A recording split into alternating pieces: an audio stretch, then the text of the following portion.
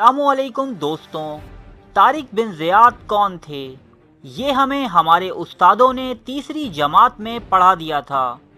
جو لوگ نہیں جانتے ان کے لیے عرض ہے۔ یہ بنو امیہ کا دور تھا۔ مروان بن عبد الملک مسلمانوں کے خلیفہ تھے۔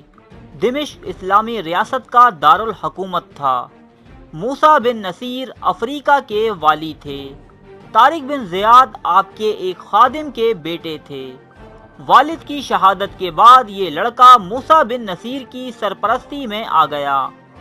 وہ ایک پیدائشی جرنیل تھے۔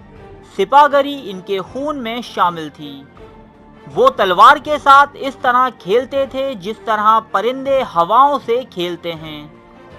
وہ بلا کے ذہین بھی تھے۔ ایمان اور شجاعت بھی ان پر فدا تھی۔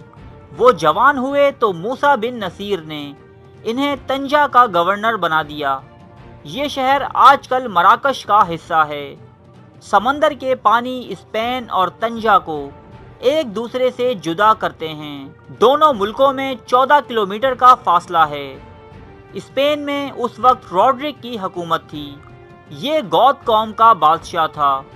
ظالم بھی تھا اور لالچی بھی۔ اس دور میں مختلف علاقوں کے گورنر اپنے بچوں کو شاہی آداب سکھانے کے لیے بادشاہوں کے محلات اور درباروں میں بھجوایا کرتے تھے۔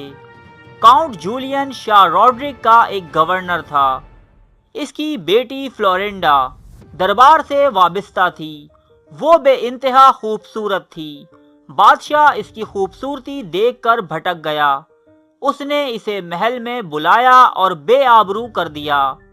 بیٹی نے باپ کو اطلاع دے دی۔ جولین اس کے بعد سیدھا موسیٰ بن نصیر کے پاس حاضر ہوا اور اسے اسپین پر حملے کی ترغیب دی۔ موسیٰ بن نصیر یورپ کے ساتھ چھیڑ چھاڑ نہیں کرنا چاہتا تھا، لیکن جولین کی ترغیبات بھی تگڑی تھیں اور اس کی کہانی بھی افسوسناک۔ چنانچہ اس نے اپنے جرنیل طارق بن زیاد کو 7,000 جوان دے کر جولین کے ساتھ اسپین روانہ کر دیا۔ یہ لشکر صرف یہاں کے حالات کا جائزہ لینے آیا تھا، لیکن وہ اسپین کی سرزمین پر قدم رکھتے ہی شوق جہاد کے ایسے جنون میں مبتلا ہوئے کہ وہ اس وقت تک واپس نہیں لوٹے جب تک اسپین کے تمام بڑے شہر ان کے قدموں میں نہیں آ گئے۔ طارق بن زیاد 5 اپریل 710 عیسوی کو جبرالٹر میں اترے اور اپنے جہازوں کو آگ لگا دی تاکہ فوج کے دل میں واپسی کا خیال نہ رہے۔ ان کے پاس کل 7,000 جوان تھے۔ اکثریت ان کے اپنے قبیلے بربر سے تعلق رکھتی تھی۔ روڈرک 40,000 فوج لے کر آیا۔ اس کے باوجود روڈرک کو شکست ہوئی اور وہ میدان سے فرار ہو گیا۔ طارق بن زیاد جبرالٹر کا قبضہ لینے کے بعد اسپین میں اتر گئے۔ 19 جولائی 711 عیسوی کو وادی لکا میں بہت بڑا معرکہ ہوا۔ روڈرک یہ جنگ بھی ہار گیا اور یوں اندلس پر عملاً مسلمانوں کا قبضہ ہو گیا۔ اسلامی لشکر نے اس کے بعد تلیتا پر بھی قبضہ کر لیا۔ یہ شہر آج بھی قائم ہے اور ٹولیڈو کہلاتا ہے۔ طارق بن زیاد کی فتوحات کی خبریں جب افریقہ پہنچی تو موسیٰ بن نصیر نے سلطنت اپنے بیٹے عبداللہ بن موسیٰ کے حوالے کی اور 18,000 جوان لے کر خود بھی اسپین پہنچ گئے۔ موسیٰ اسلامی لشکر کو قرطبہ تک لے گئے۔ بعد ازاں جنوبی فرانس تک کا علاقہ فتح کر لیا گیا۔ اس فتح کے سبب بے تحاشا مال غنیمت مسلمانوں کے ہاتھ لگا۔ خلیفہ مروان بن عبد الملک کو جب یہ اطلاعات پہنچیں تو آپ نے طارق بن زیاد اور موسیٰ بن نصیر کو دمشق طلب کر لیا۔ موسیٰ نے قرطبہ کا چارج اپنے بیٹے عبداللہ کے حوالے کیا اور طارق کو لے کر دمشق کے لیے روانہ ہوئے۔ یہ قافلہ ابھی راستے میں ہی تھا کہ خلیفہ وقت کی طبیعت نہایت ناساز ہو گئی۔ مروان بن عبد الملک کے بھائی سلیمان بن عبد الملک نے اس قافلے کو ایک خط لکھا کہ اپنی رفتار سفر کو سست کر دو تاکہ یہ مال غنیمت سے لدا قافلہ میرے دور حکومت میں موصول ہو، جبکہ یہ دونوں حضرات معمول کے مطابق سفر کرتے رہے۔ جب یہ قافلہ دمشق میں داخل ہوا تو خلیفہ مروان بن عبد الملک زندہ تھے۔ انہوں نے موسیٰ بن نصیر کو 50,000 اشرفیاں اور 3 خلعتیں انعام میں دیں، لیکن جلد ہی خلیفہ مروان بن عبد الملک انتقال کر گئے۔ ان کے بعد ان کے بھائی سلیمان بن عبد الملک کا دور شروع ہوا۔ اس وقت مسلمان پوری دنیا کی فتوحات میں مصروف تھے۔ محمد بن قاسم سندھ فتح کر چکے تھے۔ قتیبہ بن مسلم وسطی ایشیا فتح کرنے کے بعد چین پر حملے کا منصوبہ بنا رہے تھے، جبکہ طارق بن زیاد یورپ میں فتوحات کے جھنڈے گاڑ چکے تھے۔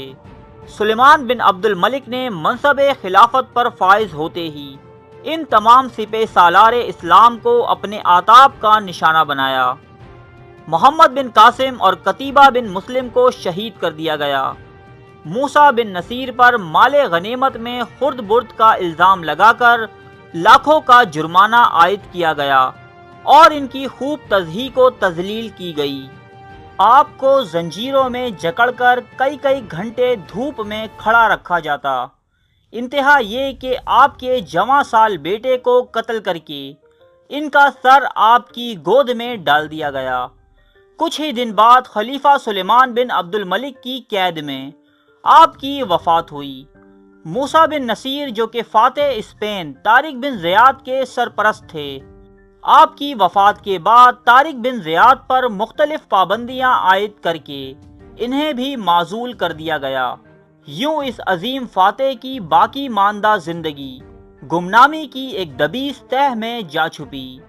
تاریخ طارق بن زیاد کے آخری ایام کے متعلق بالکل خاموش ہے۔ مختلف حوالوں کے مطابق طارق بن زیاد کا آخری وقت نہایت قسم پرسی میں گزرا۔ دمشق میں انتہائی غربت کی زندگی گزارنے کے بعد آپ 720 عیسوی میں صرف 37 سال کی عمر میں اس دنیا سے رخصت ہوئے۔ تاریخ اس المیے کی گواہ ہے کہ مسلمانوں کو آج تک جتنا نقصان مسلمانوں نے پہنچایا، اتنا نقصان کوئی دوسرا نہیں پہنچا سکا۔ طارق بن زیاد اور موسیٰ بن نصیر اس حقیقت کی بہت بڑی مثال ہیں۔ طارق بن زیاد اور موسیٰ بن نصیر تاریخ کے گمنام صحراؤں میں گم ہو گئے، لیکن اسپین آج بھی زندہ ہے، اور وہ مقام جہاں طارق بن زیاد نے اپنے مبارک قدم رکھے آج بھی جبرالٹر کے نام سے پوری دنیا میں مشہور ہے۔ اور جب تک جبرالٹر اور اسپین موجود ہیں، دنیا کا کوئی شخص طارق بن زیاد اور موسیٰ بن نصیر سے ان کا نام اور ان کا کارنامہ نہیں چھین سکتا۔